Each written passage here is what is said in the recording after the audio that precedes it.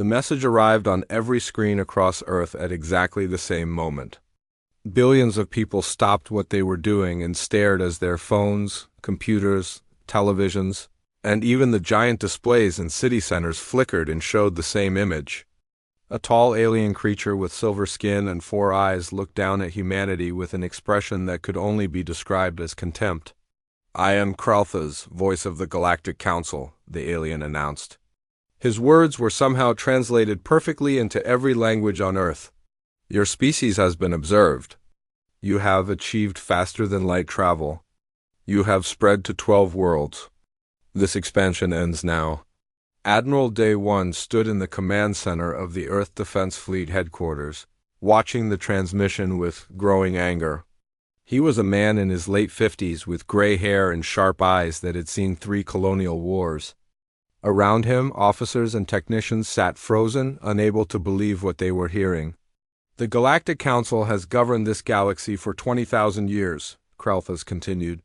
15 species of superior development form our coalition. We maintain order. We prevent chaos.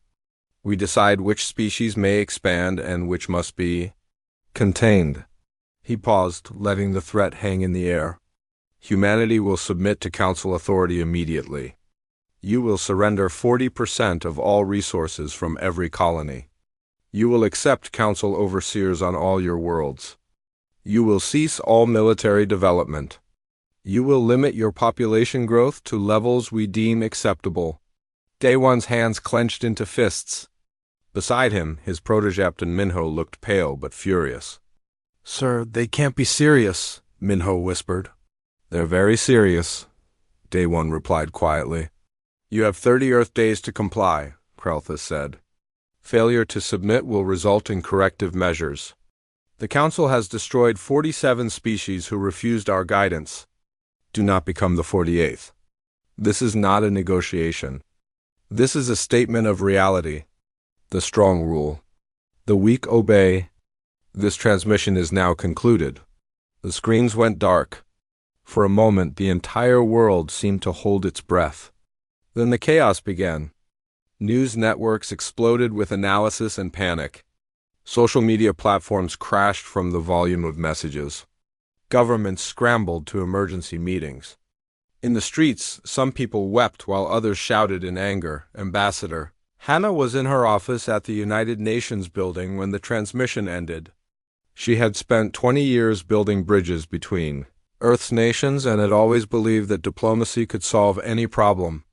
Now she stared at her blank screen, feeling something she had never felt before, pure, helpless rage.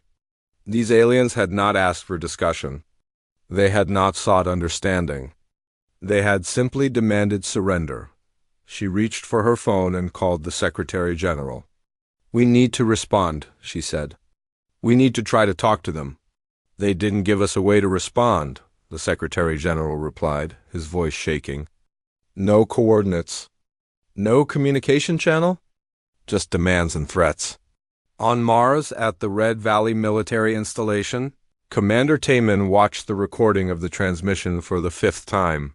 He was younger than Day 1, in his 30s, with a reputation for being aggressive and impatient. His superiors often called him a hothead. Right now, though, his anger was ice-cold and focused. "Start preparations," he told his officers. "I don't care what Earth decides. I'm not letting aliens tell me how to live." "Sir, we don't have authorization," one of his lieutenants protested. "Then I'll take the blame later," Taman said. "Check the defense platforms. Make sure every weapon system is operational. If they come here, they'll get a fight." At the Quantum Research Facility in Switzerland, Dr. Jiang sat in her laboratory surrounded by equations and holographic displays. She was a brilliant physicist who had spent the last decade working on theoretical weapons technology. Her project, codenamed Starhammer, was designed to weaponize quantum instabilities in spacetime itself. It had always been theoretical, something for future generations to worry about. Now she stared at her research with new understanding. The future had arrived 30 days early. She sent a message to the Defense Ministry. "I can have a prototype ready in 3 weeks. Maybe less." The United Nations Security Council met in emergency session. Representatives from every nation on Earth and every off-world colony crowded into the chamber. The debate was fierce and immediate. Some argued for compliance, pointing to the Council's claim of destroying 47 other species. Others demanded resistance, saying that submission now would mean slavery forever. "We don't know anything about them," the Chinese ambassador argued. "We don't know their military strength. We don't know their technology. Resistance could mean extinction. Surrender definitely means the end of human freedom," the American ambassador countered. 40% of our resources? Council overseers on our worlds? Population control? That's not peace. That's occupation. The debate raged for hours. Finally, they voted. It was close, but the result was clear. Earth would refuse the Council's demands. Admiral Day One was given emergency command of all Earth military forces. He stood before the assembled representatives and accepted the responsibility with a heavy heart. "I need time," he said. "I need resources, and I need every ship, every weapon, every soldier we have. If they come, we'll be ready. What if ready isn't enough?" Someone asked. Day One looked at them steadily. "Then we'll die free." Ambassador Hana volunteered to travel to Council space to try one last time for a diplomatic solution. "Let me go to their capital," she pleaded. "Let me speak to them face to face. Maybe we can find common ground." "You saw that transmission," Day One said gently. "Did they look like they wanted common ground?" "I have to try," Hannah insisted. "Even if there's only a 1% chance, I have to try." Day One nodded slowly. "Take a fast civilian transport. Stay off military channels. If they're watching, I don't want them to think you're a spy." He paused. "And Hannah?" "Come back safe." Earth's response was broadcast on all the same channels the Council had used. It was simple and direct. "We appreciate the Galactic Council's message. After careful consideration, humanity must decline your demands. We seek peaceful cooperation with all species, but we will not surrender our freedom or our future. We hope this can be the beginning of dialogue, not conflict. We await your reply." The message was formal and polite. It was also an absolute refusal. In his command ship somewhere in Council space, Kralthos received Earth's response. He read it once, then deleted it with a gesture of contempt. "Deploy the enforcement armada," he ordered. 300 ships. 6 species. Show these humans what happens to those who refuse the Council's wisdom. "Should we target their homeworld?" his aide asked. "No," Kralthos said. "Destroy their furthest colony first. New Horizon, I believe they call it. A demonstration. They'll see their distant children burn and they'll understand their helplessness. Then they'll surrender properly." He smiled, showing too many teeth.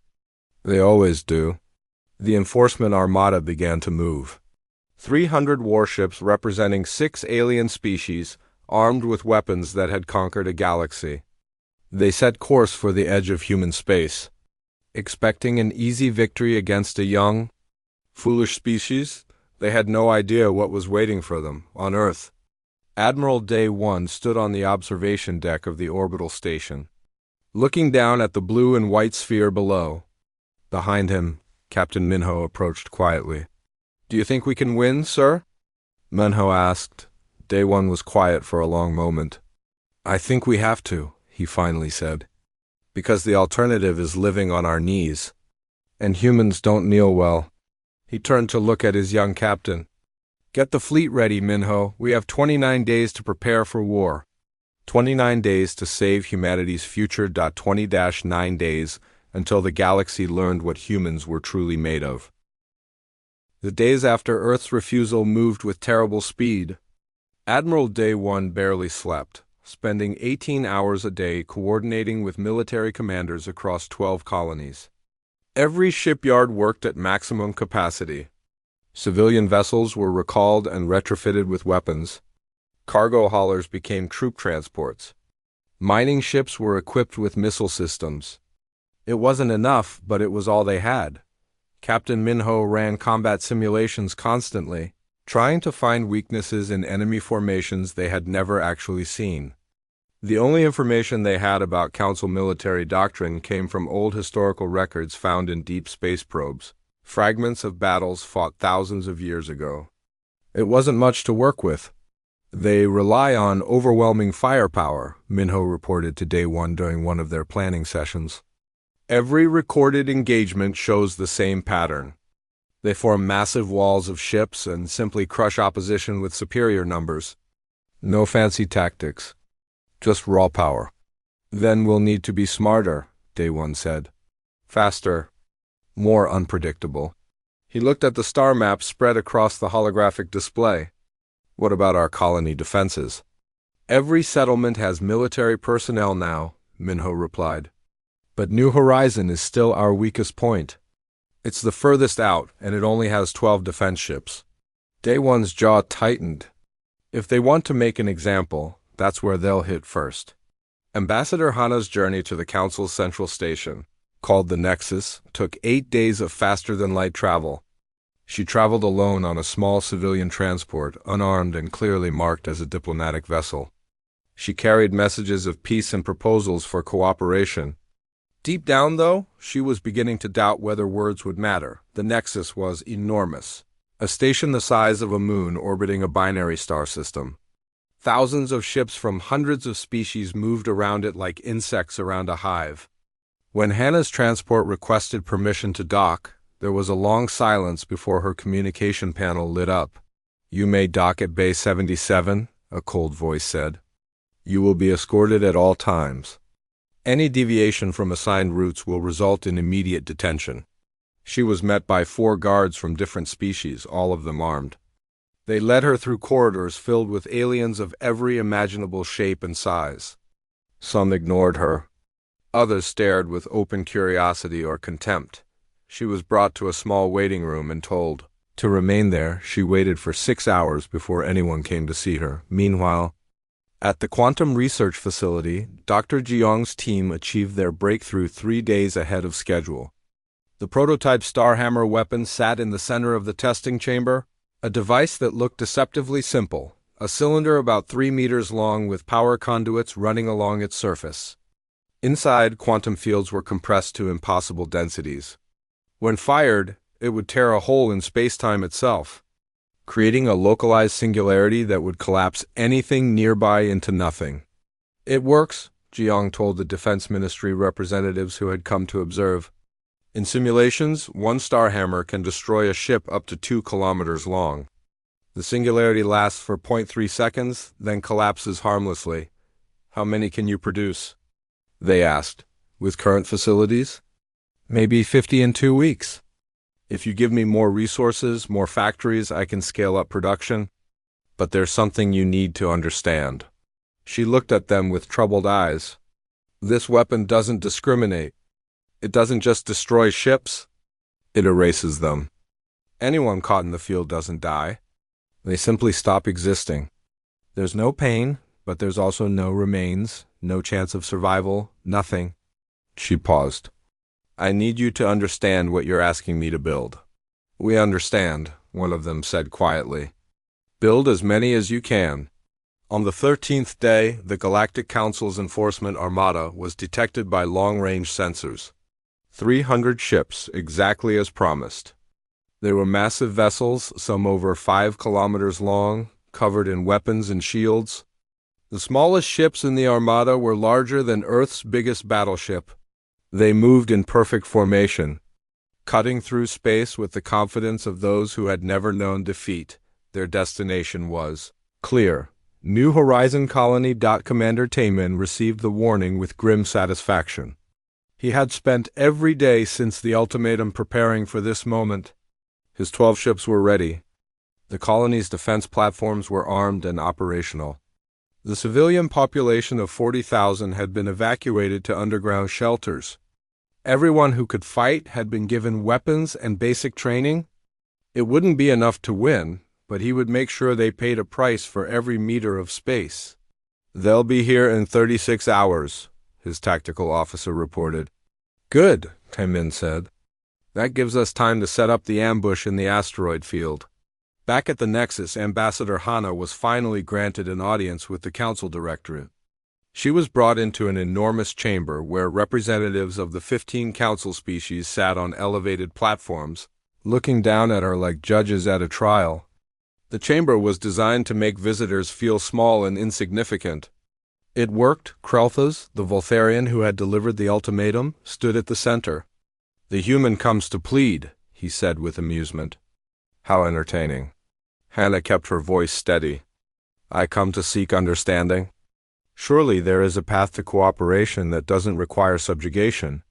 Humanity has resources and knowledge we could share. We could contribute to the council as equals." The chamber filled with sounds that might have been laughter from a dozen different species. Equals? A massive creature with crystalline skin rumbled. "You are infants. Your species discovered fire while ours were crossing galaxies. You have 12 colonies.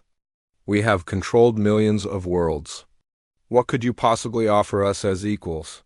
"Perspective," Hana said, surprising herself with her boldness. "New ideas, innovation. Your council has existed for 20,000 years. How much have you advanced in that time? How many new discoveries have you made? Sometimes fresh eyes see solutions that experience misses." "Arrogance," Krelthas spat. "This is why young species must be controlled. You think yourselves special? You think your brief existence has taught you something we don't know? Let me educate you, human. Your species will submit, or your species will be eliminated. There are no other options. We have given you more consideration than you deserve by allowing you time to comply. And if we refuse?" Hana asked, though she already knew the answer. "Then you will learn the same lesson 47 other species learned before you," another council member said.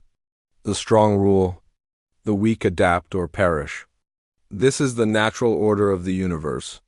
Hana looked around at the 15 representatives, trying to find some sign of sympathy or doubt. Most looked bored or contemptuous. But one species, the Kalthani, who had only joined the council 2 centuries ago according to her research, watched her with something that might have been understanding. Their representative, a being with blue skin and large eyes, met her gaze for a moment before looking away. "Is there truly no room for negotiation?" Hana asked desperately. "The time for negotiation ended when you refused our terms?" Krelthas said. "The enforcement armada is already en route to your furthest colony. When it falls, we will move to the next and the next until you understand your place. This audience is concluded. You will remain here as our guest until your species surrenders. Guards, escort her to quarters." As she was led away, Hana caught the Kalthani representative's eye again. This time, she was certain she saw something there, regret, perhaps. Or memory. The Kalthani had been forced to submit once. They remembered what it felt like. Admiral Day 1 received reports of Hana's detention with anger, but not surprise. They never intended to negotiate, he told his staff. They wanted her there as a hostage, nothing more. "What about the Armada?" Minho asked.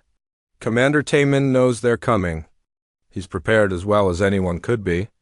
But with 12 ships against 300. Day 1 didn't finish the sentence. He didn't need to. "We could send reinforcements," someone suggested. "Not in time," Day 1 said. "And pulling ships from other systems leaves them vulnerable. Taemin knows what he has to do. He'll hold as long as possible and gather intelligence on their tactics and weapons. That information is worth more than any reinforcements we could send." At New Horizon, Commander Taemin assembled his crews for a final briefing. "They're coming to make an example of us," he said bluntly. "They expect us to surrender or run.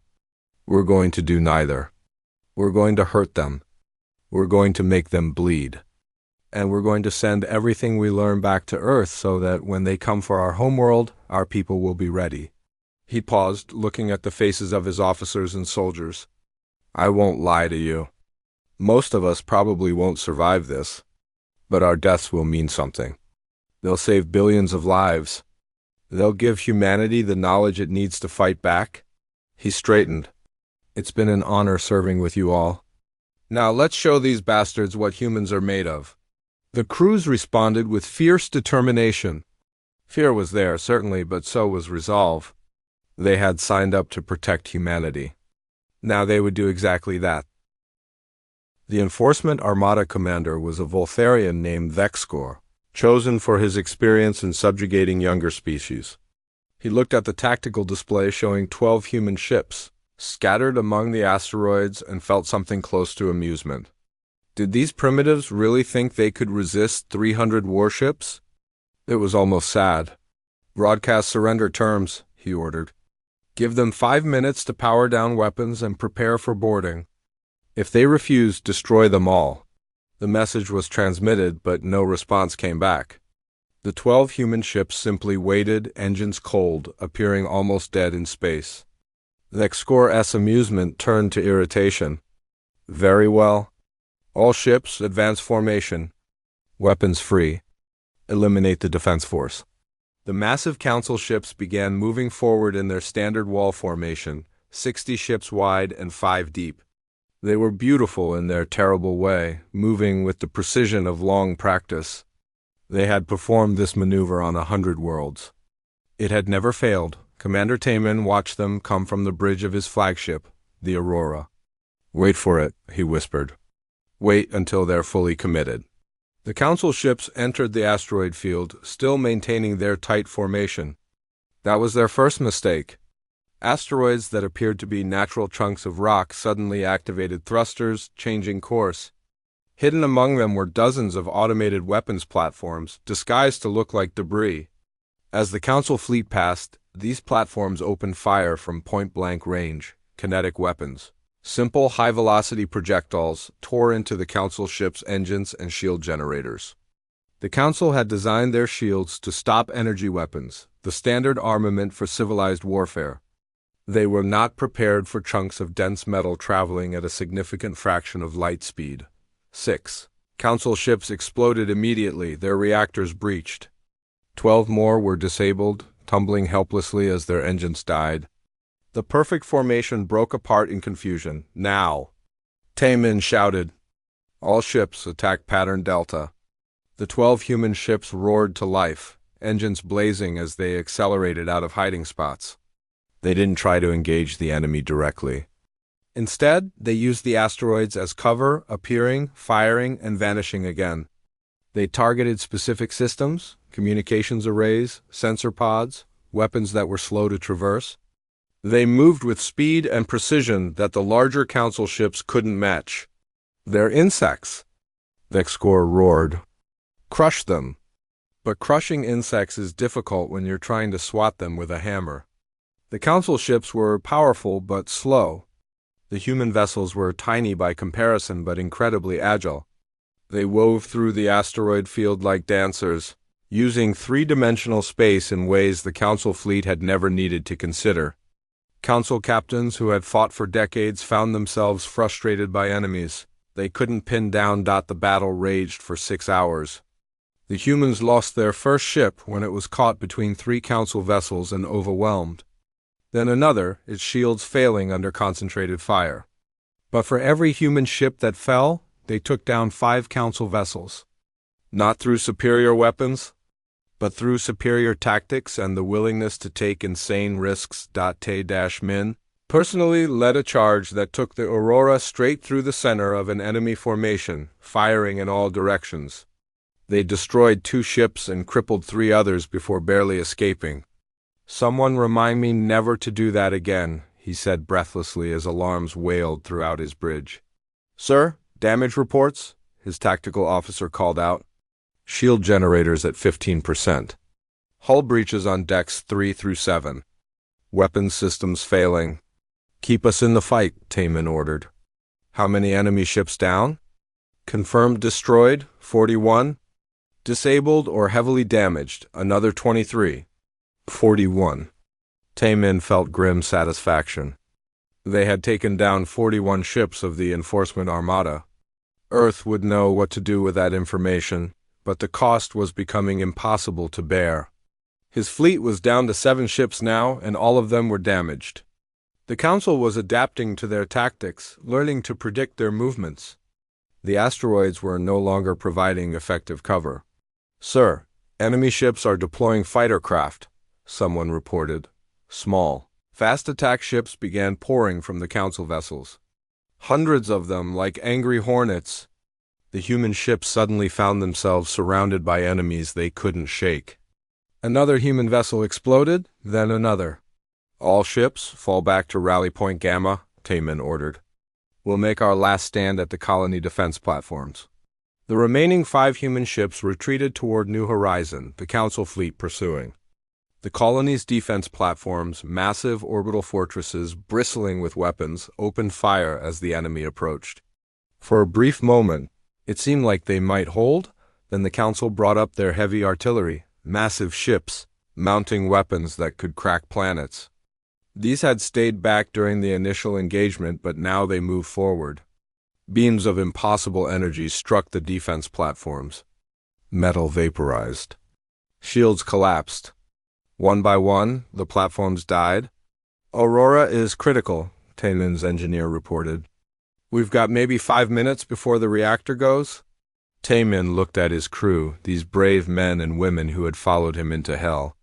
Abandon ship, he ordered. Get to the escape pods. That's an order.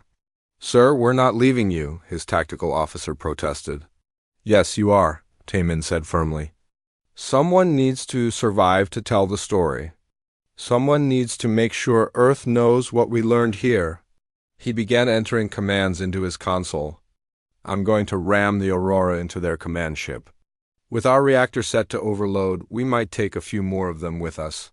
Sir, go, now that's a direct order. And you'll follow it, or I'll have you thrown into the pods myself. Reluctantly, the crew began evacuating. Taemin watched them go, then turned his attention to flying the dying ship. The Aurora's engines were barely responding, but he coaxed them to life one more time. He aimed the ship at the largest vessel in the Council fleet. The command ship where the X-Corps coordinated the attack dot as his crew's escape pods fled toward the colony. Taemin opened all communication channels. This is Commander Taemin of the Earth Defense Force to all Council ships.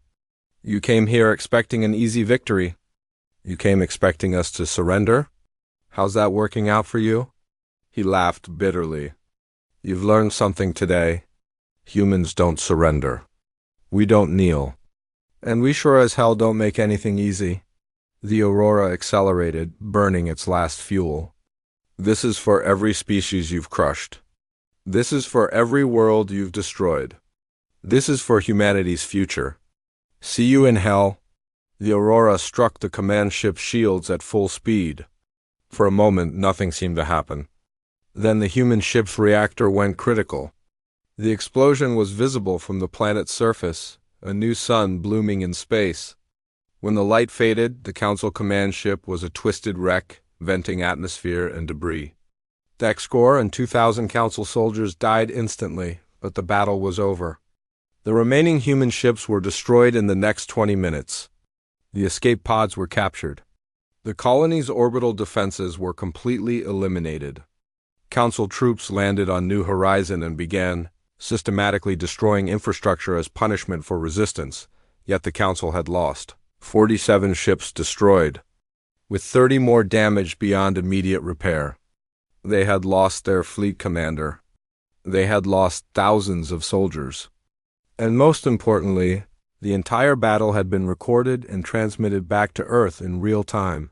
Admiral Day 1 watched the recording 3 times, making notes. Captain Minho stood beside him, tears streaming down his face as he watched Taemin's final charge. Around them, the command center was silent. He bought us time, Day 1 said quietly. And he gave us everything we need to know about their tactics, their weapons, their shields. He gave us a chance. It's not enough, Minho said, his voice breaking. 3,000 people died at New Horizon, and we still can't win. They still have over 200 ships. Then we'll have to be smarter than Taemin, Day 1 said. Braver, more ruthless. We'll have to be willing to sacrifice everything. He looked at Minho. Dr. Jeong's Starhammer weapons are ready. We have 70 of them now. The Council doesn't know we have them. That's our advantage. Where will they strike next? Everywhere, Day 1 said grimly. Taemin humiliated them. They'll want to restore their reputation. They'll bring everything they have and try to crush us completely. He studied the star maps. They'll come through the Sirius system. It's the most direct route to Earth. That's where we'll stop them. Can we stop them? Day one was quiet for a long moment. I don't know. But we're going to try? Across human space, the news of New Horizons' fall spread. Some called for immediate surrender. Others demanded vengeance. But most people simply felt determination. Commander Taman had shown them what was possible. He had proven that humans could hurt the Council, could make them pay for every system, every planet, every life they took. His last transmission was played on every news channel, shown in every city, broadcast to every colony. Humans don't surrender. We don't kneel. Those words became a rallying cry. Dr. Jiang worked 18-hour days, supervising the production of more Starhammer weapons. Every time she felt tired, she thought of the 3,000 people who died at New Horizon. The enforcement armada arrived at the Sirius system 4 weeks after the destruction of New Horizon. They had been reinforced and reorganized under a new commander, a ruthless Korthian named Velshak.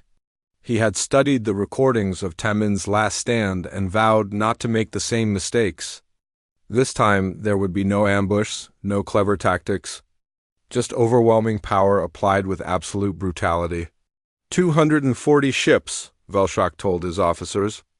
The humans have maybe 100 scattered across their remaining colonies. We will crush their fleet here, then proceed directly to Earth when their homeworld burns. The survivors will beg to submit. What Velshak didn't know was that Admiral Day One had abandoned almost every other system in human space to gather ships at Sirius. It had been an agonizing decision, leaving colonies defenseless, but he needed every vessel he could get for what was coming. 200 human warships waited in carefully prepared positions throughout the Sirius system.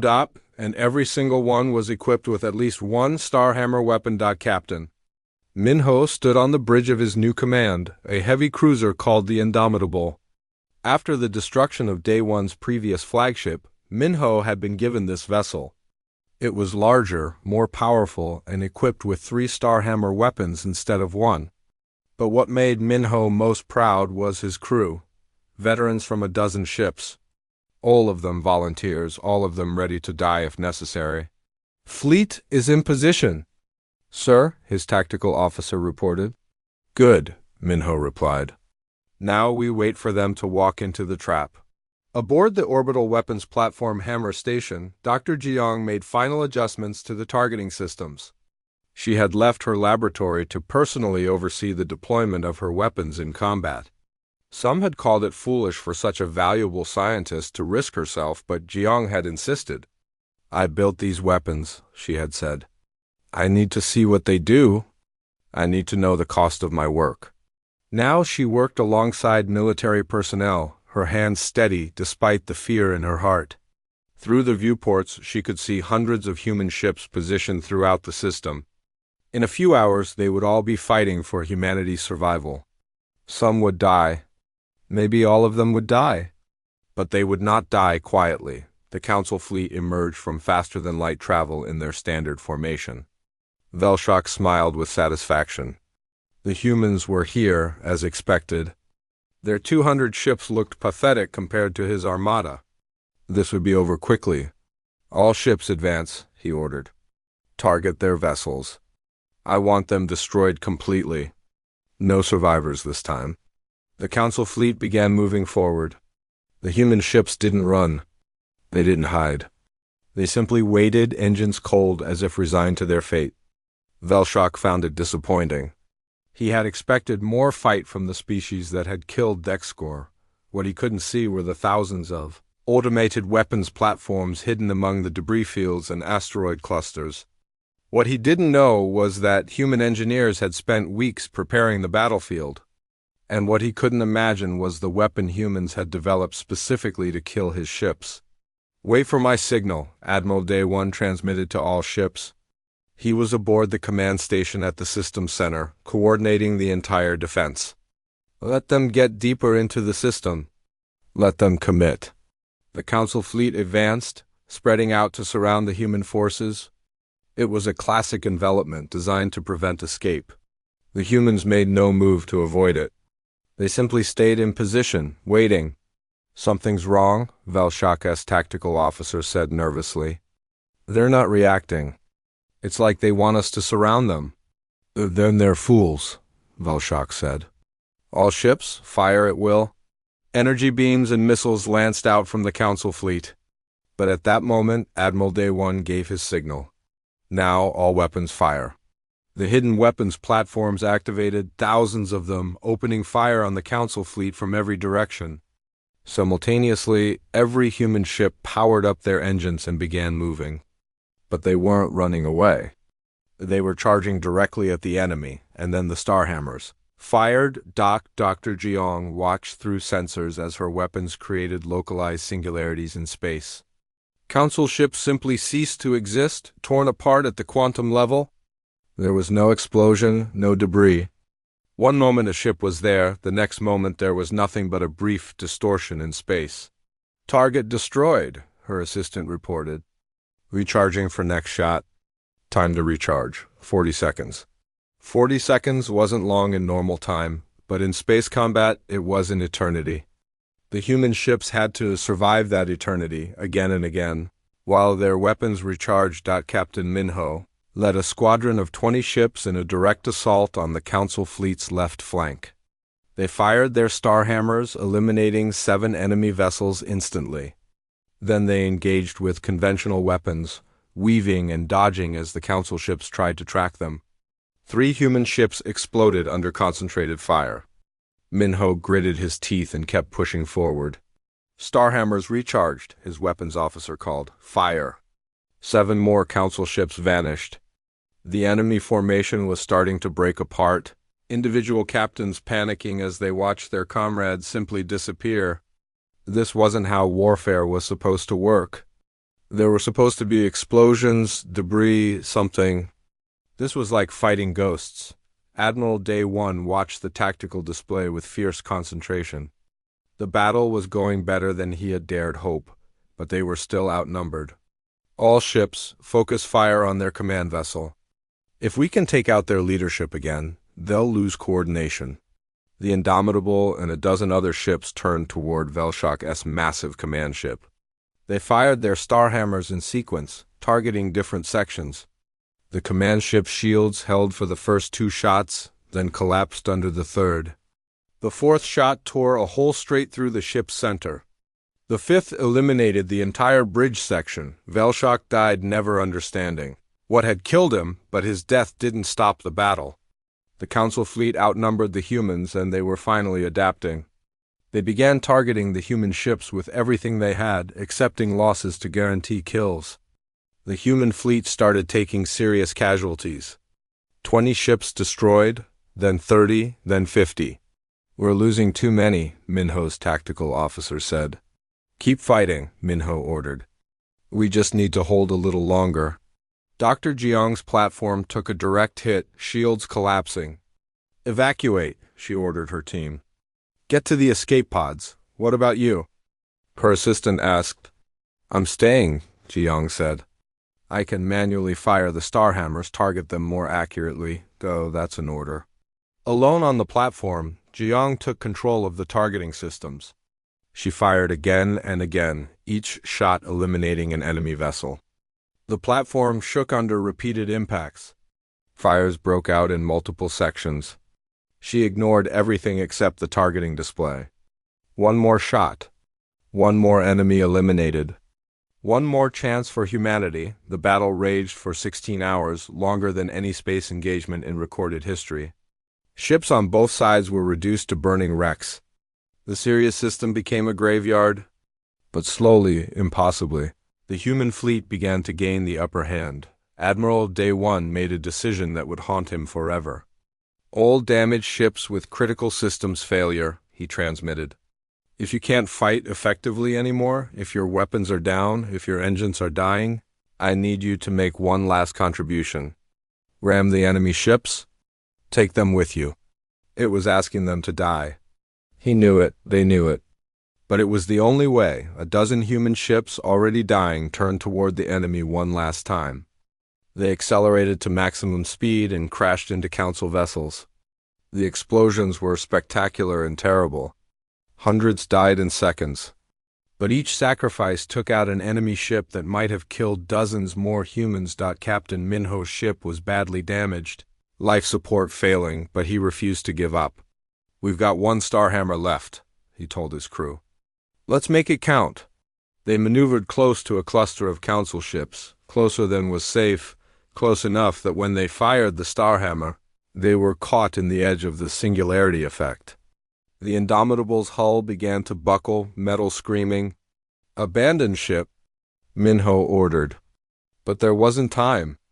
The singularity collapsed, and the ship's structural integrity failed. The Indomitable broke apart. Minho found himself in an escape pod, along with a handful of crew members. Through the pod's small viewport, he watched his ship die. He wept, but not from despair, from pride.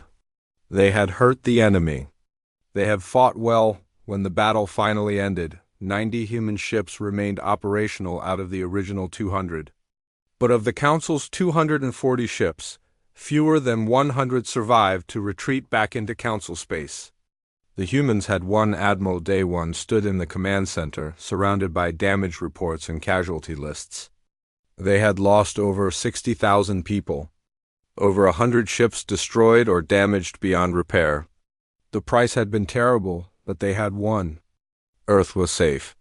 The Council's armada had been broken for the second time on Hammer Station.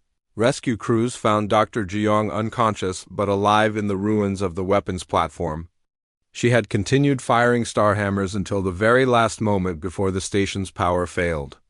Her manual targeting had destroyed 12 enemy ships.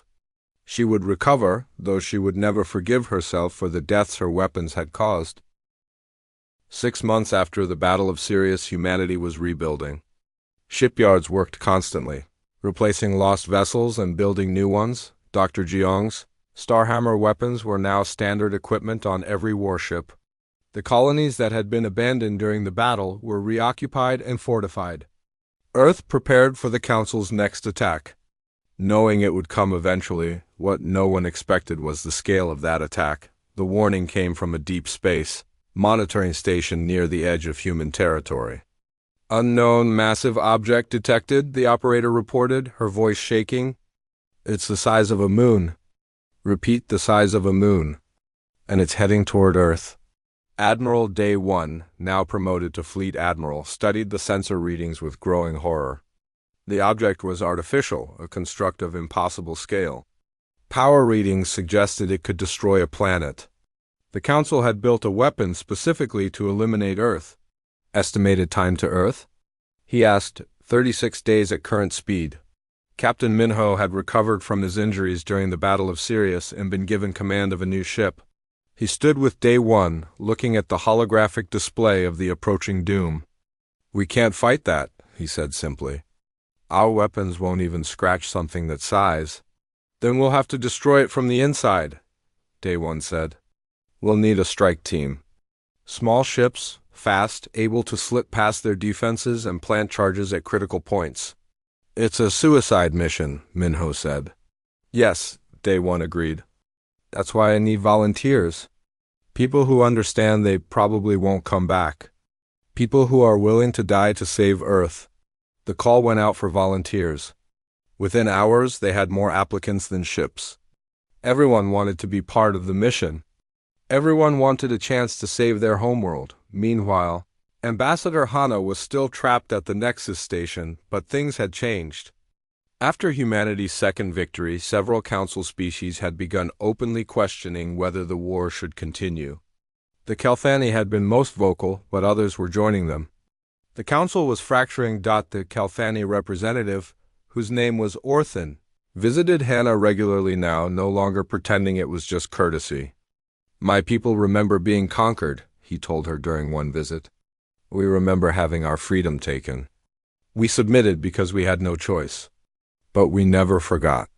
Your species is showing us that resistance is possible." "Are you saying that Kelthani would support us?" Hana asked. I'm saying we're considering withdrawing from the Council entirely, Orthan replied, as are 4 other species. If we leave, the Council's authority collapses. They rule through the threat of combined force. Without that force, they're just old species clinging to ancient glory. But the planet killer is still coming, Hannah said. Yes, Orthan agreed sadly. 8 Council species remain loyal, and they're determined to make an example of Earth. They see your resistance as an existential threat to their power. They're right. Dr. Jiang was working on a new weapon, larger than anything she had built before. She called it the Void Hammer, a star hammer device scaled up 1,000 times. In theory, it could create a singularity large enough to swallow the planet killer. In theory, the problem was that no one would survive the detonation. Someone would have to manually activate it at point-blank range. I'll do it, she told Admiral Day One when presenting the design. No, Day One said firmly. You're too valuable. We need you to keep developing new weapons, new defenses. This weapon is my responsibility, Jiang insisted. I created the technology. I should be the one to use it. But Day One refused to allow it.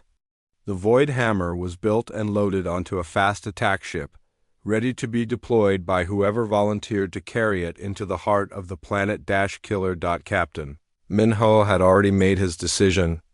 When the strike team was finalized, his name was on the list. He was leading the mission. Admiral Day One tried to convince him otherwise, but Minho was adamant. You gave me a second chance after the Indomitable was destroyed, Minho said. Let me use it to do something that matters. Let me save Earth. Day One looked at the young captain he had mentored for years. You've already done enough. You don't have to prove anything. This isn't about proving anything, Minho replied. This is about finishing what Commander Taemin started at New Horizon. He showed us how to fight. He showed us that humans don't surrender. Now I'm going to show the galaxy that we also don't accept extinction quietly. The strike force consisted of 50 small, fast ships. They would approach the planet killer, find a way inside, and plant the Void Hammer at its power core. Even if everything went perfectly, they would have only minutes to escape before detonation. And nothing ever went perfectly. On the day of departure, Minho's crew assembled in the hangar. They were young, mostly volunteers from every human colony. They knew the odds. They didn't care. We're going to save everyone, Minho told them. Our families, our friends, everyone on Earth and every colony. That's worth dying for. That's worth everything. He smiled. Let's go break that thing. The strike force launched, accelerating to maximum speed. The planet killer continued its relentless approach to Earth, unaware of the tiny ships coming to destroy it. Council defenders surrounded the massive weapon, but they were spread thin, trying to protect something the size of a moon. The human ships used every trick they had learned. They came from multiple directions, forcing the defenders to split their attention. They used asteroids as cover, appearing and disappearing. They sacrificed some ships as decoys while others slipped through the defensive perimeter. Minho's ship reached the planet killer's surface. Up close, the construct was terrifying, covered in weapons and armor that could withstand almost anything, almost. Find an access port, Minho ordered. Maintenance hatches, cargo bays, anything we can use to get inside. His navigator spotted a series of exhaust vents near the equator. Those might lead to the reactor chamber, she said. Then that's our way in? The ship dove into the vent, flying through tunnels barely wider than their hull. Behind them, other strike team vessels were engaging their council defenders, buying time. Ships exploded. People died. But they kept fighting. Inside the planet killer, Minho's team navigated toward the power core.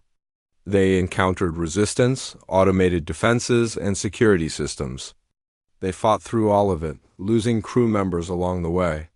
But they kept moving forward. Finally, they reached the reactor chamber, a vast space filled with energy conduits and power generators.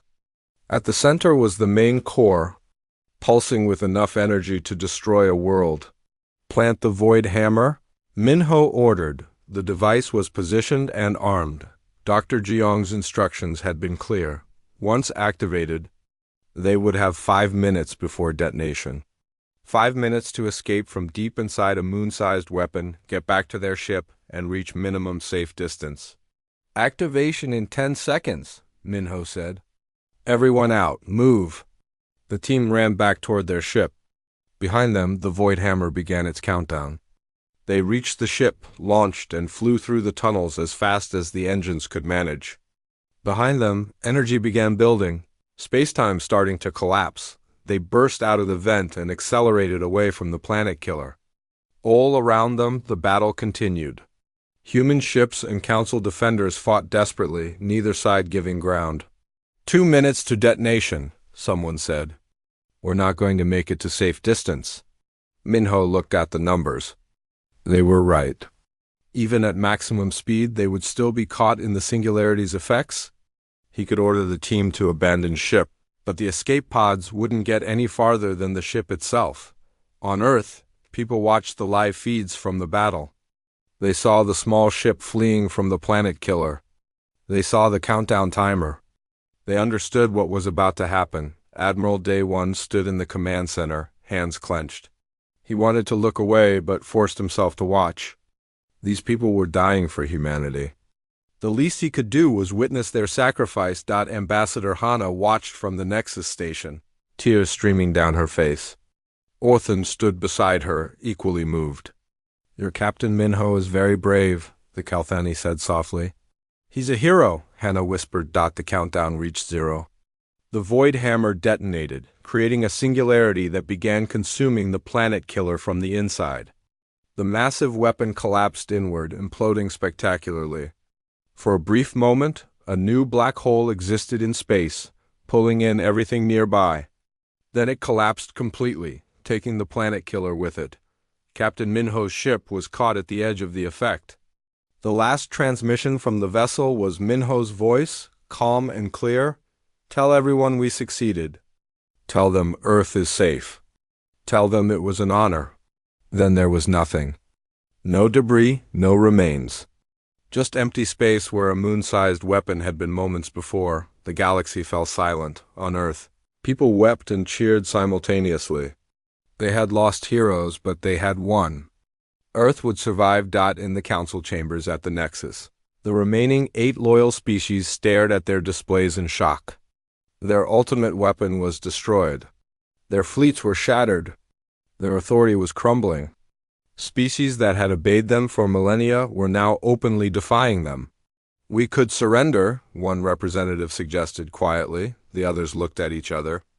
It was unthinkable. The Galactic Council had never surrendered, but they also had never lost before. Not like this,